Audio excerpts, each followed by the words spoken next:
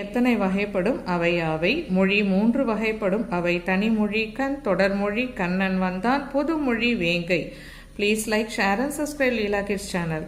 தனிமொழியை விளக்குக. தனிமொழி ஒரு சொல் தனித்து நின்று பொருள் தருமாயின் அது தனிமொழி எனப்படும்.